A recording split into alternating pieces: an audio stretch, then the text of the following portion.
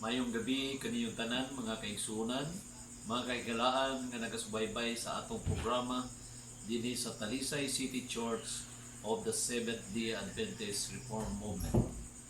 Nining taknas kagabion, magatuon tag mga pulong sa Ginoo agig pagpadasig sa matag usa kanato, labi na nining panahon sa mga problema kasub-anan nga niya nagsagubang kita niining COVID-19 pandemic. Ug hinaot nga niining gabiyo na kamo magauban kanako sa pagtuon sa pulong sa Ginoo. Una sa tanan, mga liupo usap kita sa ngadto sa Ginoo, pinagis pag-ampo aron nga kita pagagiyahan sa atong pagtuon sa iyang mga pulong. Atong iduko atong mga ulo, mayo Ginoong Diyos nga naikaw sa kitaas-an sa mga langit, daghang salamat sa imong dakong gugma o panalangin sa matag usa kanamo. Ug nining gabi una, samtang kami magatuon sa imong mga pulong, among ginadapit imong balang presensya, kauban sa balang espiritu nga maoy magagiya kanamo. Ang amo kini masabtan ang imong mga pulong, maghatag kadasig sa ang pagtuo ug pangalagad ya kanimo. Nahangyo kami nga ikaw magapanalangin sa mga nagapaminaw nining timpo nga among pagtuon. Sa iluwa kami din kami napakyas kini tanong ginaampo tungod lamang sa ngalan ug gahom ni Ginoong Hesus nga among manluluwas. Amen. Sa atong pagtuon nining taknas kagabion, atong tun-an ang usa ka suhito nga nagahisgot kang kinsa gitagana ang gingharian sa langit. Ang Biblia gahisgot sa daghan nga mga punto kung kinsa gitagana ang gingharian sa langit. Sumala sa Bugna 21 versikulo 7, para kini sa mga mananaog or overcomer. Sumala sa 5:48 sa Matthew, para kini sa mga perfect or hingpit. O sumala sa Hebrehanon 12 versikulo 14, para kini sa mga balaan or holy. O sumala sa Bugna 14:12 hangtod sa 17, para kini sa mga santos or saints. O sumala sa Matthew 25:21-23, Bugna 2 versikulo 10, paang langit para sa mga matinud-anon or faithful. Kung sumala sa Matthew 5 versikulo 10, ang langit para sa mga ginalutos tungod kang Kristo o sa pagkamataron, to those persecuted for righteousness. O sumala sa Matthew 24 versikulo 13, ang langit para sa mga malahutayon or survivor.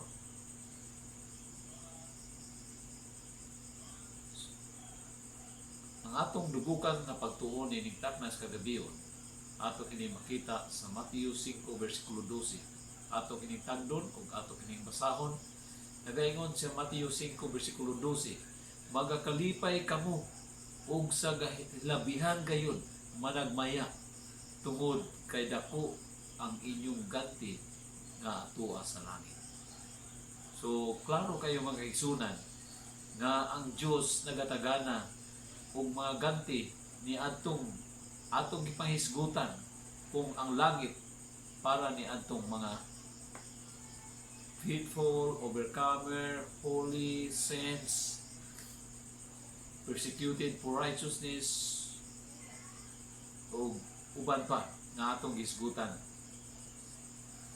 So dako gayon ang atong kalipay nga kita nagaalagad sa Ginoo, tungod kay ang Dios nagatagana og ganti kanato dito unya sa langit. Ang pangutana nato karon, do you want to experience the life in heaven? Ako nagatuo nga kamo gusto gayud nga makaadto sa langit ug inyong masinatian ang kaagi or eksperyensya dito unya sa langit. Atong masaksihan ang mga saad sa Dios. Ang Dios nagasaad ni atong mamaluwas. Una-una, ang iyang gisaad mao ang kinabuhing walay katapusan or eternal life. Ikaduha, mao ang crown of life, kuruna sa kinabuhi. Ug kanang kuruna, usa ka kuruna nga bulawanon. Daw kanindot kayo mga kaigsunan nga ang atong pagka linuwas unya dito sa langit, tagaan tag kinabuhing dayon, tagaan tag kuruna sa kinabuhi, ug sunod tagaan pagyud tag bisti nga maputi or white robe. Ug duga pay gidugang nga gilatid sa Biblia ang kahoy sa kinabuhi or tree of life, nga kung si bisan kinsa nga magakaon sa bunga sa tree of life, dili na mamatay, tungod kay ang bunga ni ana dunay substance nga it perpetuates life, baga pataas sa kinabuhi na dili na gyud mamalatyon. Ug bisan pa ang Biblia nagkantar nga ang mga dahon ni ining tree of life is the healing of the nations. Tambal ni sa tanang mga nasod. Ano man, dili buot pasabot nga kita mga sakit pa ta dito, kundi nining kalibutan na piti daghanang nasod nagkalain-lain atong pinulungan o pipila lang gani ka mga tao nga swito sa uban nga mga pinulungan. Pero dito unya sa langit kita aduna lamay pagsinabtanay sa usa ka pinulungan, o dito unya sa langit ang atong height nagkalain-lain ng height nato dinhi, pero dito niya sa langit mabalikta sa normal nga height sa dihang si Adan ug si Eva wala pa mahisukamod sa pagpakasala. O sa pay gisaad sa Dios naa dito ang hidden manna. Ug kanindot no, ang hidden manna nga giulagway sa Salmo, sa Numeros, nga gisulayan pagpakaon ngadto sa mga Israelites, ancient Israel, nga daw sama sa usa ka wafer made with corn na may honey and coriander seed. Di nato natilawan dinhi.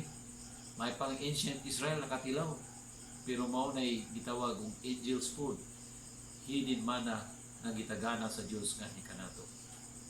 Iyang gihatag pa kanato nga saad ang mao ang fountain of life, mao tuburan sa kinabuhi, nga si bisan kinsa nga makainom ni ana dili na gyud pagauhawon o dili na mamatay.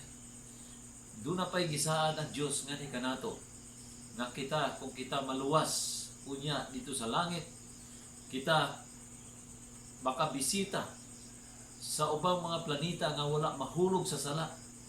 Matod pa sa komentaryo sa sulat sa Espiritu Stagna, nagakantar nga adunay thousands of planets nga wala pa mahulog sa sala ug wala madiskubrihin sa mga scientists sa atong kapanahonan. Now, nindot kayo no? Makabisita ta sa ubang mga planeta dito sa tibuok universo. Sa bagyod, gisaad sa Ginoo nga ni kanato nga kung makaanto ta ni anang langit nga gitagana ala sa mga matarong. No more sorrows, sickness, and death. Ug uban pa nga mga ginaantos nato nining kalibutan. Daw kahayahay kayo sa mga saad sa Dios ani kanato. O dili nato kini ma-experiencehan dinhi, kundi dito lamang sa langit, lamang kung kita magmatindunanon o magpadayon sa atong pag-alagad ngadto sa Ginoo, kita makabato gayon ni anang mga gisaad sa Dios. Nining taknas kagabion atong i-focus ang usa ka punto ngano ug kinsa kining mga tao nga gisaaran sa Dios nga makaadto gayud sa langit. Sumala sa Matthew 5 versikulo 3, nagaingon diha, "Blessed are the poor in spirit, for theirs is the kingdom of heaven." Kag kinsa di ang mga ang langit ni adtong mga tao nga adunay kabus sa espiritu. Kung sa may buot pasabot ni kabus sa espiritu, nakakay mo yung mga idea, mga hisunan. What does it mean to be poor in spirit? To be poor in spirit means spiritual poverty. Mao day na gipasabot mga igsunan. Ang giingon sa Biblia nga kabus sa espiritu kana di ay kahimtang sa usa ka tawo nga gibatit niya nga aduna gi luoy nga kahimtang ang iyang espiritual nga kinabuhi. Sa Biblia doon natay hisgutan dinhi nga mahimong example nga siya or sila usa ka mga ehemplo nga angayan sundon sa mga tao kung saon nga makahimo sila makabaton og kabus nga espiritu. Sumala sa Lucas 18:10-14. Diha gilisgutan ang duha ka mga magsisimba.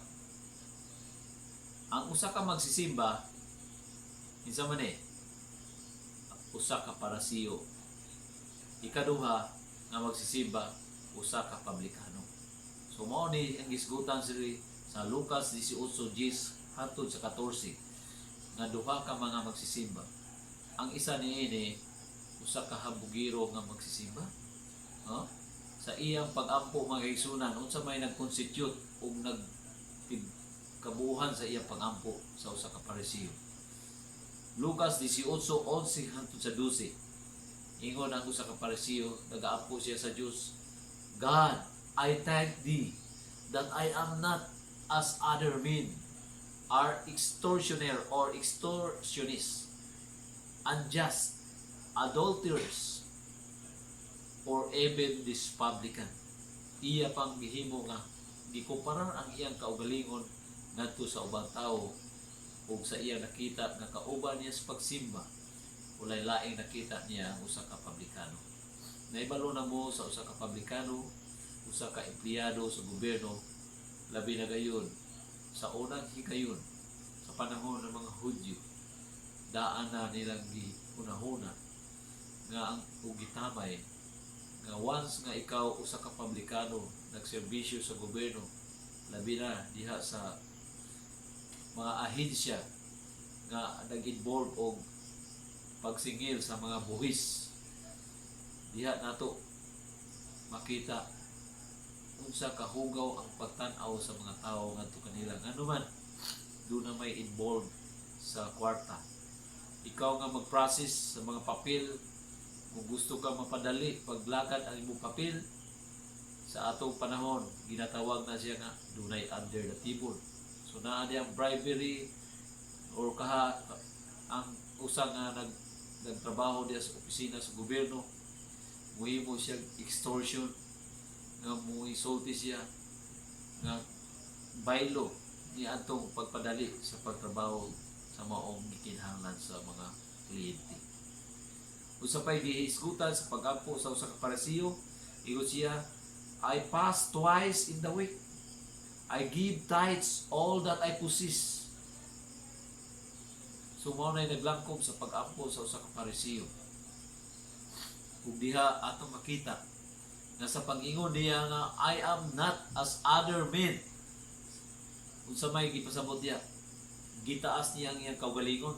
Doon na siya self-exaltation sa iyang kinabuhi. Ug sa pag-ingon niya nga I fast twice in the week. I give tithes. So may ato makita diha na diha pride. Mapahitas-od siya tungkol sa iyang nahimo ng mga maayo ngadto sa Ginoo. Unsa kay giingon ni Ginoong Hesus mahitungod sa mga parisiyo na sama sa kahimtang niining pagpahitaas sa ilang kaugalingon, pagpakaaron ingnon. Sumala sa Lucas 16 versikulo 15. Nagaingon diha. Lucas 16 versikulo 15. And he said unto them, Ye are they which justify yourselves before men, but God knoweth what is in the hearts. Ang Diyos dili madaya mga kaigsunan. Bisan unsa pay isulti nga maayong butang diha sa usa ka baba sa usa ka nagpakaaron ingnon. Ang Diyos dili gayon malibungan tungod kay siya nahibalo sa kasing-kasing kung unsay naa sa sulod. Nahibalo ang Dios kung unsay naa sa atong hunahuna. Wani ang sumpay dinhi nga bersikulo makaigsunan. Ingon siya, for that which is highly esteemed among men is abomination. Unsa daw mga kaigsunan? It is an abomination kung atong itaas ang atong kaugalingon. Ha? Mo ang leksyon ng atong katunon mga kaigsunan, dili gayud kita magpataas sa atong kaugalingon, kundi magpaubos lang ta sa atong kaugalingon. Magbatod kita o pagtanaw sa itong kagalingon nga usa ka makasala aron sa ingon ana kita nagkinahanglan og manluwas nga mapagatabang kanato sama sa gisaaran sa Dios nga mga tao nga adunay kabus sa espiritu. Si Pablo dunay advice sa matag usa kanato. Unsa kaning mga advice ni Apostol Pablo?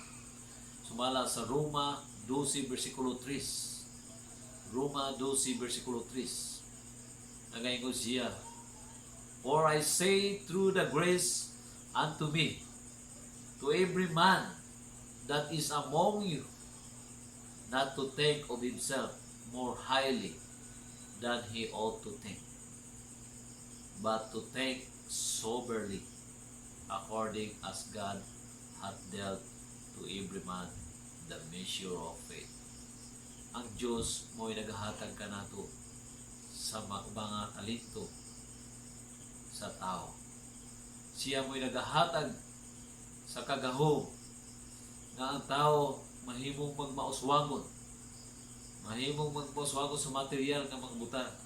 Mahimong magmauswagon sa spiritual nga mga buta.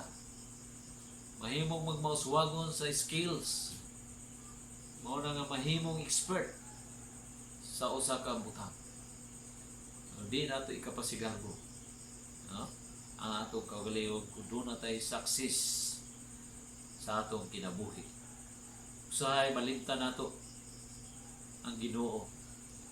Ang atong matuboy ang atong kaugalingon. Moingon ta, nagmalampuson ako sa akong pag-eskwela.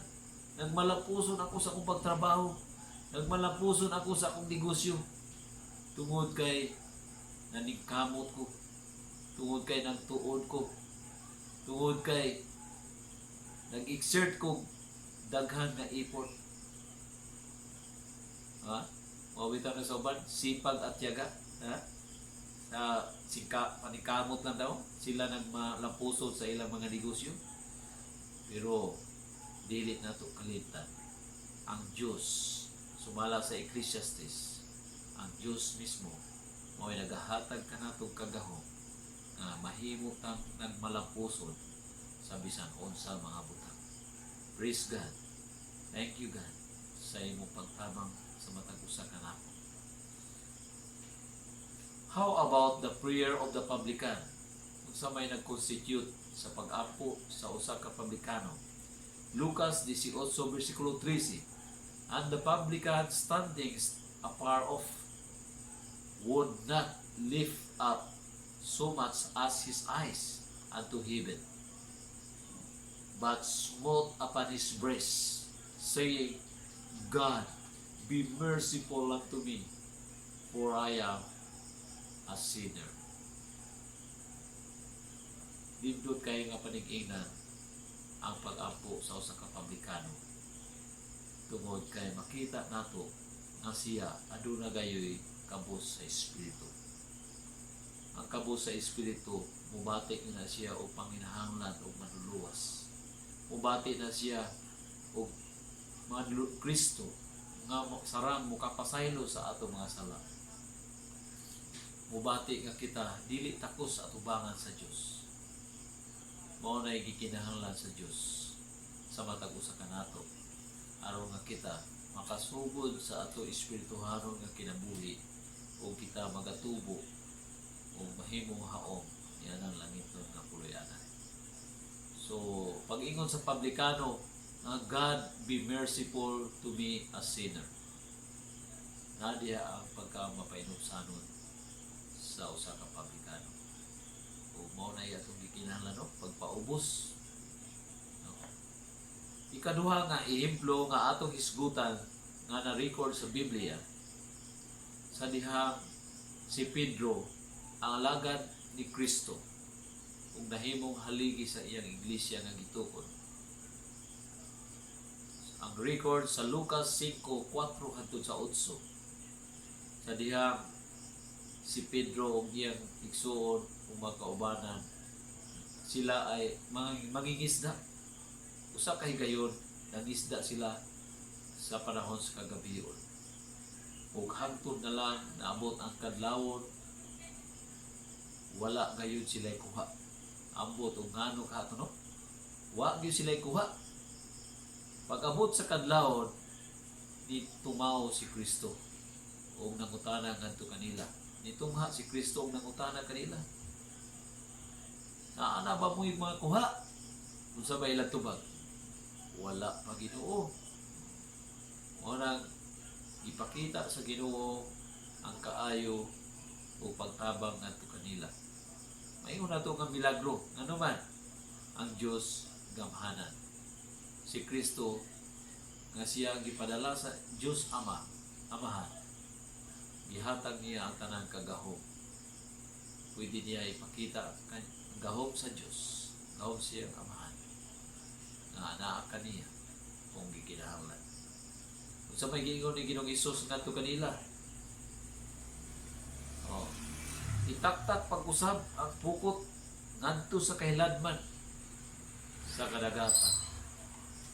Kung sila adunay dako nga pagtuo sa gisulti ni Kristo, ilang gisulayan. Ug sa ilang pagkuha sa pukot, unsa may nakita. Pero tindaghanang isda ug napuno ang pukot nga halos ang pukot maguba na tungod sa kadaghan sa sulod. Human ni atong ipakita nga pagpakamaayon ni Kristo ngadto kanila, sila gitawag ni Kristo. Labi na ka Peter. Peter, come and follow me. I will make you fisher of men. Dili nato makita kung unsay tubag ni Peter ngadto kang Kristo. Lucas 5:8. Lucas 5:8. Si Peter nga adunay kabus sa espiritu, gibati niya nga makasala. Ang mao niya tubag, Lord, depart from me, for I am a sinful man, O Lord. So diha na ito makita nga si Peter, gibati niya nga usa siya ka makasala. Kung dili siya nakangay, kung takos, nga musunod kag Kristo ug mahimong alagad. Pero si Kristo mao ni iyang gusto niyadtong mga tao nga mapainumsanon, nga nagabati sila kung kalingon nga makasala, nga nagkinahanglan og manluluwas, nga mupasaylo sa atong mga sala. Ug gilayod si Pedro walay nahimo. Isunod siya kang Kristo. Nahimo siyang usa sa mga apostoles. Pagkanindot sa kasaysayan ni Pedro sa iyang pagkamapainusanon, nahimo siyang alagad sa Dios o nahimong haligi sa iglesia ang gitukod ni Kristo. Ang pangutana karon, who are the poor in spirit? Sumala sa komentaryo sa Mount of Blessings, page 7, paragraph 1. The poor in spirit are those who know that they cannot possibly save themselves or of themselves do any righteous action, are the ones who appreciate the help of Christ can bestow. Kadto lamang nga nagatuo nga dili sila makahimo sa pagluwas silang kagalingon, dili makahimo sa pagbuhat og mga matarong ang mga binuhatan, mao ni mga tawhana ang nanginahanglan og tabang ni Kristo. They are the poor in spirit, whom He declares to be blessed. Si Kristo nag-invite sa ato. Unsa man yang invitation? What is the invitation of Christ to all classes of people? Testimonies for Church, Volume 7, page 269. Kung ato usab kini mabasa sa Matthew 11, verse 28. Ingon si Christ, ingon sa komentaryo, to the poor in spirit, the meek, the lowly, the despised, the persecuted, He opens His arms of refuge, saying, Come unto me, and I will give you rest. Si Kristo mismo nanawagan sa matag usa kanato nga paduulon ta ngadto kaniya, ug siya magahawas kanato sa tanang kabudlay kabug-at sa atong mga problema. Ato kini itugyan ngadto kang Kristo tungod siya matinud-anon nga nagasaad kanato og kapahulayan.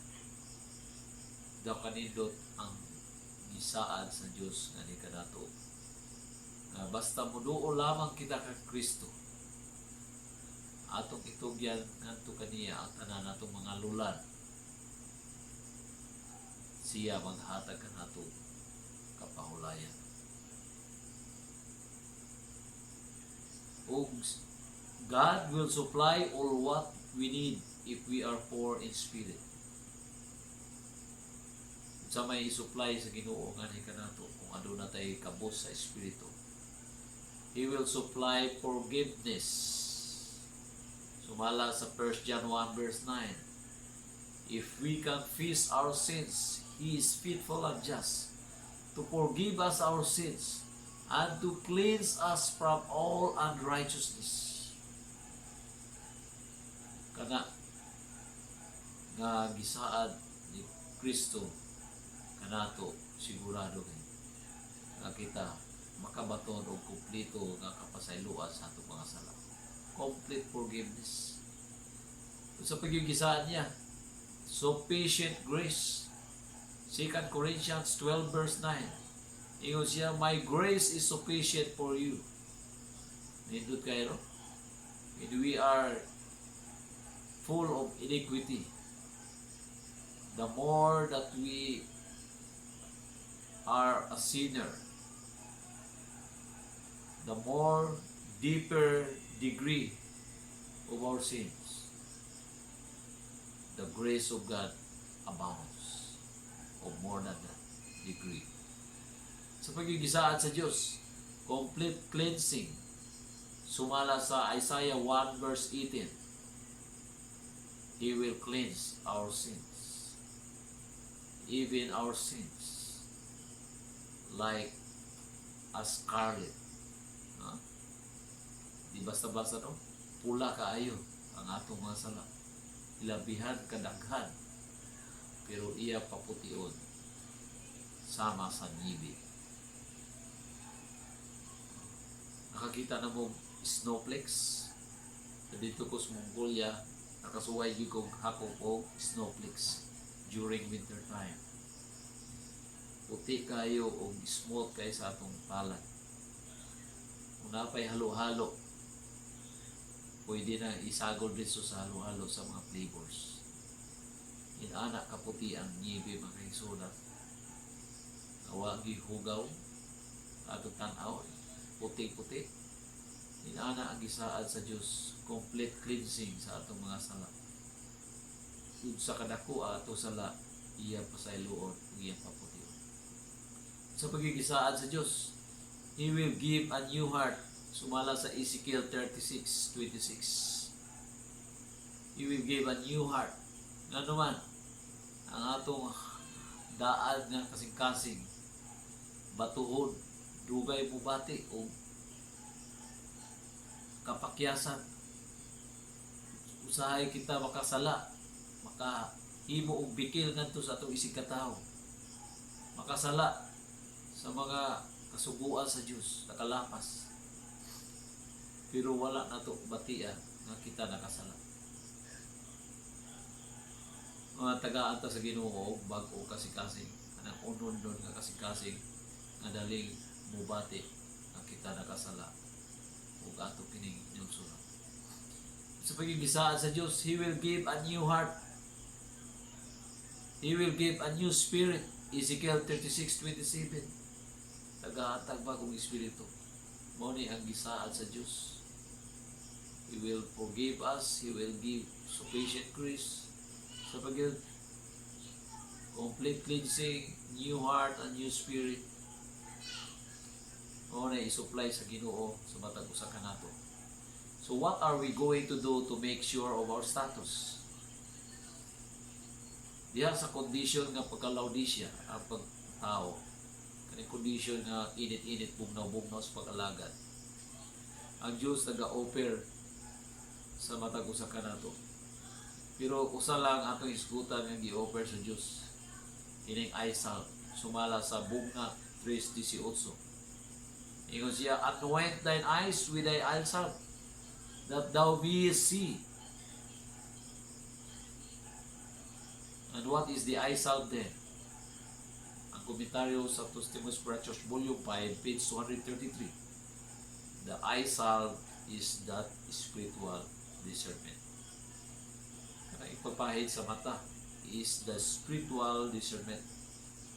So kung naata ni Ana, ang Diyos na po ni-offer ni Ana, o gusto sa Diyos, na ato ng pangayuon, atong paningkamutan na makabatutan ni Ana aron mahithida ang atong mata o kanang mata nga gisgutan niya, di ba?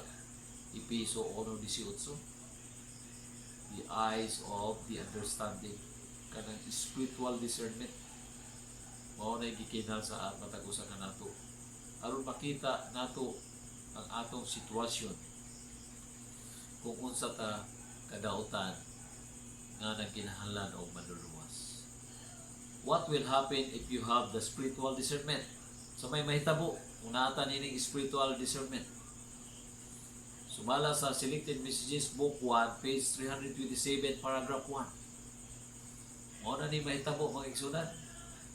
Hate the things that Christ hates and love the things that Christ loves. So kung ang mga butang nga gidugtan sa Dios, tama na ng mga bisyo, inom, sugal, babae, ang lalaki, o unsa pa man diha nga magkadaot sa atong lawas, mao na gidugtan ni Kristo. Kung naatay spiritual discernment, ato na usab nang dugtan. Buot pasabot dili na nato kinabuhian, ato na isalikoy. Unsa na may atong karon? Ibutang sa itong kagalingon. Higugmaon na nato ang pagsunod kung unsay mga kabubuton sa Diyos. Kung unsay mga gilatid sa iyang kasuguan. Mao na nay atong kalipay o atong higugmaon. Ang kita magasunod sa Diyos na dunay kalipay o bugma. Mount of Blessings, page 8, paragraph 1. All who have a sense of their deep soul poverty, who feel that they have nothing good in themselves, sa ila makaplagan, may find righteousness and strength by looking unto Jesus. So mo ni, ang makaplagan day ang pagkamatarong o kusog. Ato na ni makabot, kung naa tay pagbati nga kabus sa espiritu ug ato kini makuha pinaagis pagtutok ang Kristo. Whatever may have been your past experience, however discouraging your present circumstances, if you will come to Jesus just as you are, weak and helpless and despairing, our compassionate Savior will make you a great way off and will throw about you His arms of love and His robe of righteousness. Bukas ang kamot sa atong manluluwas aron nga siya mo gapos kanhi kanato. Kung kita mo duol lamang ngadto kaniya, kung unsay atong kahimtang sa niagi, kung unsay atong kahimtang sa karon, mahina ug walay kusog sa pagsunod o pag-alagad nato kaniya. Mao ni gipinahanglan sa Dios nga ni kanato nga muduol kita kaniya. Isa may gusto kaninyo niini taknaa nga muduol ngadto sa Dios. Atong iampo ang matagusa kaninyo nga ang Dios magapakamaayo ug mutabang sa atong mga kaluyahon, mutabang sa pagdaog sa mga problema aron nga kita adunay kalipay ug gugma sa pagsunod sa Dios. Though we cannot see, sumala sa Review and Herald, May 5, 1896. So may mahitabo din the toothless and wayward become serious. Doon na kabaguhan sa usa ka tawo. Ha?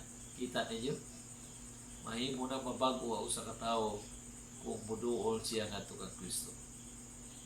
Kung kana nga kabaguhan, usa ka buluhaton sa balang espiritu. Sumala sa Roma 14 versikulo 26, di ba? To convict the world of sin, to touch the hearts of men. Mao ni mahitabo ang kausaban, the toothless and wayward become serious, the hardened repent of their sins, and the faithless believe, and the gambler, the drunkard, the licentious become steady, sober, and pure. Ibal ka na, no? Sa daghan nga nalulong sa bisyo ni kalibutan na, mahimo na siyang mahinahon, mahimo na siya putli, o magapabilin na sa iyang maayong binuhatan. The rebellious and obstinate become meek and Christ-like. Di basta-basta, no? Once nga rebellious, gahit na magyuta ng kasing-kasing. Pero mag-uhod sa Diyos, pinaagi sa balaang espiritu nga mutandog sa iyang kasing-kasing. Mahimo unya ang rebellious and obstinate, mahimo mahinahon ug sama kang Kristo ang kinaiya.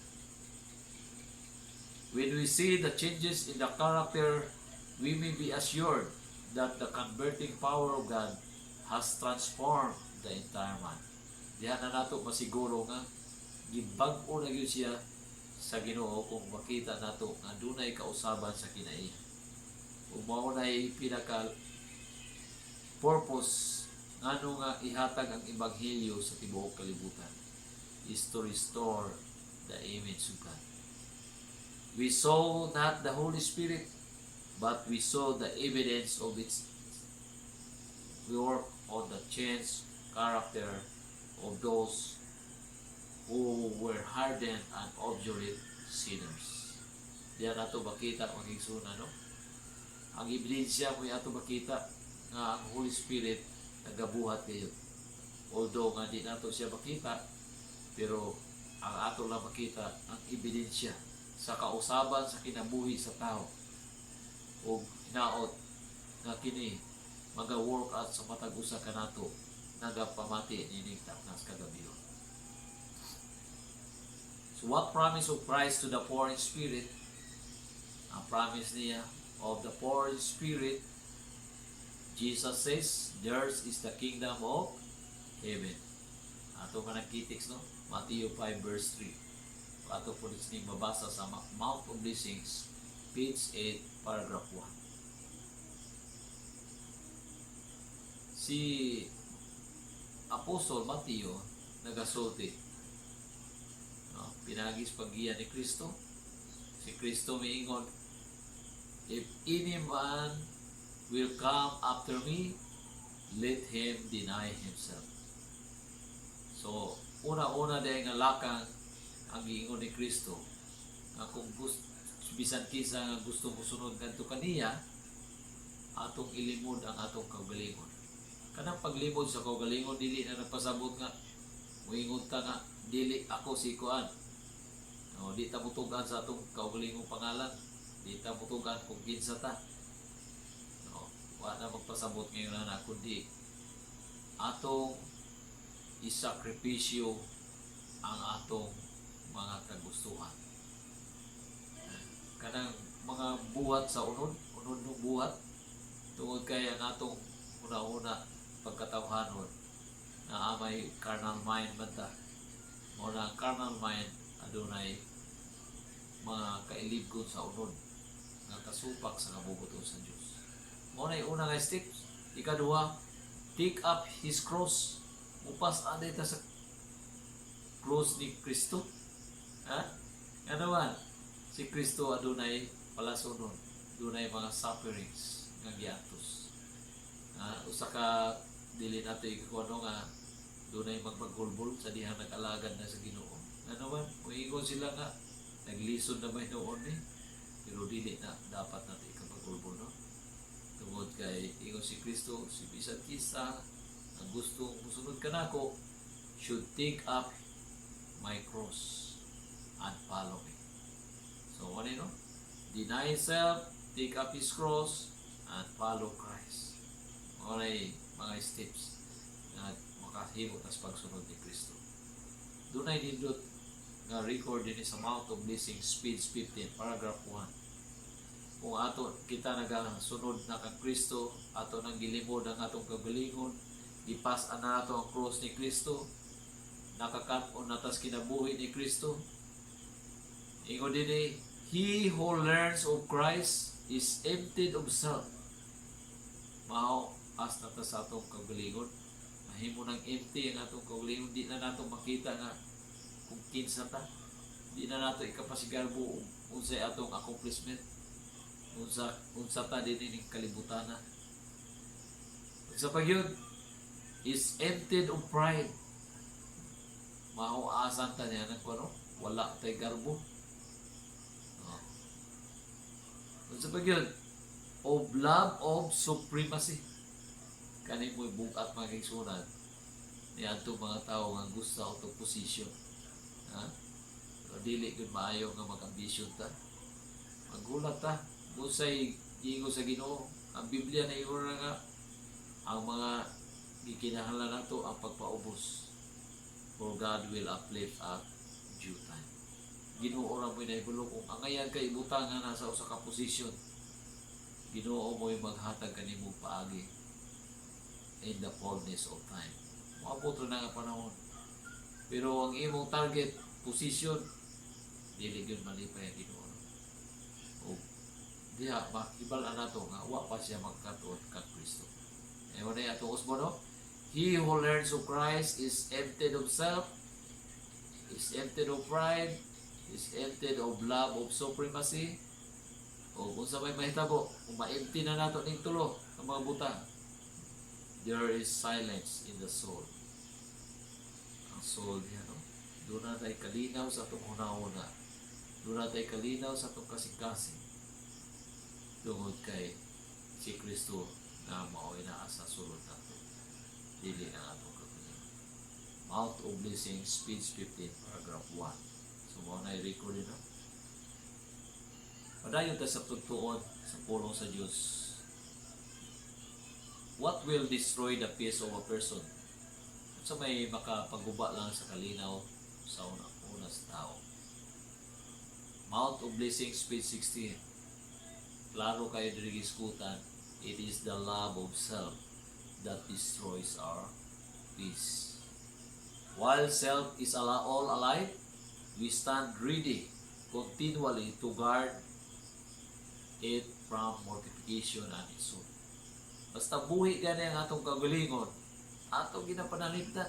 Dili ta mo sugod nga na ay magpanamastamas nga si bisan kinsa nga magpanamastamas ka nato. Ha? Di ta gusto nga na kanung tag sakit nga pinulungan, mainsulto ta. Muribanta dahil ta. Ano man? Buhi pa man atong kagalingon. O mao di ay mo makapaguba sa kalinaw sa tao. Okay, wa man si Kristo, wa man makakaton kay Kristo. So, ano rin batayan na to? Mateo 25, versikulo 21. Nindot kayo ang tao nga nakakaton na kang Kristo. Nga naman, kusa na lang nga siya mosunod kung say mga gibuhaton alang sa usa ka Kristohanon. Matthew 25:21 mao ni ang commendation sa Dios niadtong andam na nga moadto sa langit. His Lord said unto him, Well done, thou good and faithful servant. Mahimo detang maayo o matinud-anon nga mga ulipon. Thou hast been faithful over a few things, I will make thee ruler over many things. Tugod niya, ito ta sa Ginoo, enter thou into the joy of the Lord. Kana pag-ingon nga, enter thou into the joy of the Lord. Kana mao na pag-welcome sa mga matinud-anon nga pagadanon nato sa langit.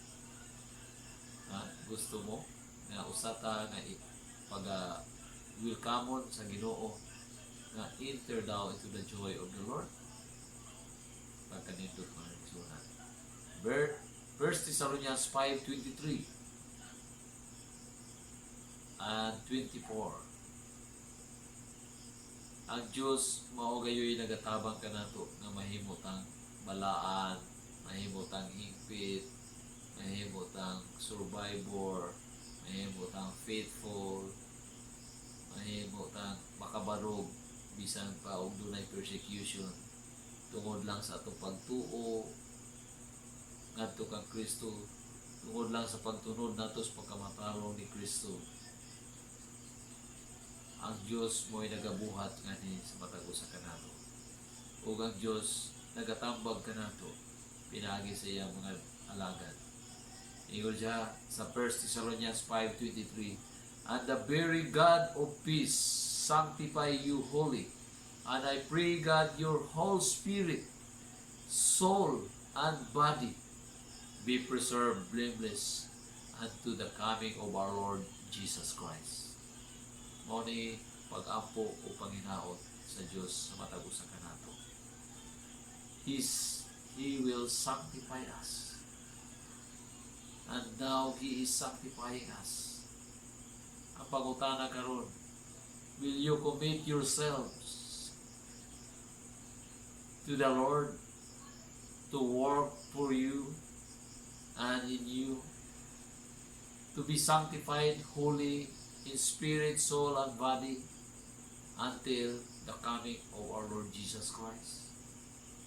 I hope so, mga higala o mga kaigsunan na atong itugyan kanto sa Ginoo.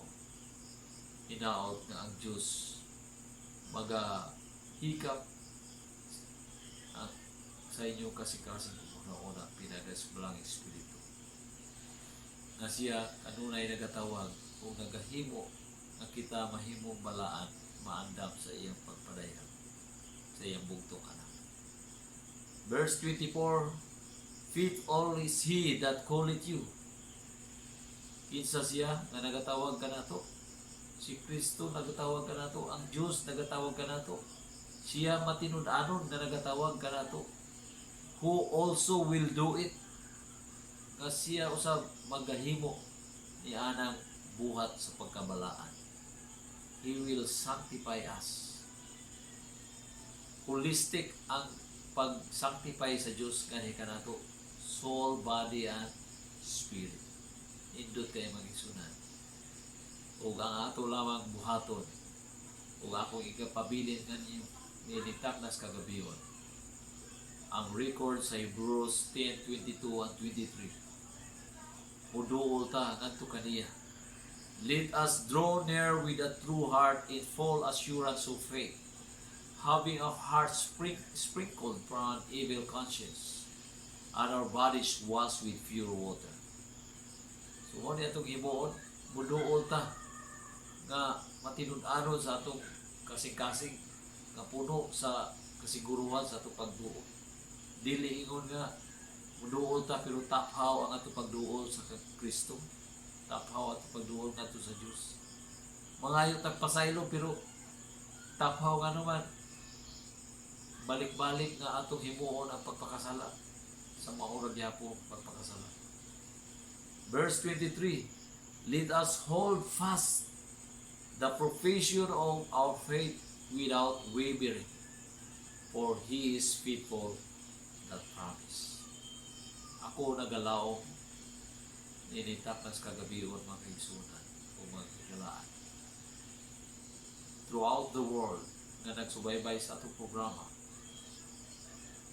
nga atong saligan ang Diyos nga muhimo nga ni kanato ang ato lang atong itugyan atong kaugalingon, atong i-deny atong kaugalingon, atong pasaron ang atong cross with the cross of Christ, and atong kuptan pagmaayo ang pagtuo na atong nabatunan without wavering, for God is faithful that promise to help us with full assurance of faith to Him. Hinaot na ang Diyos, magapanalangin ka na itong tanan, tingtak nas kagabiyon. Daghang salamat na inyong pag-uban sa atong pagtuon, tingtak nas kagabiyon.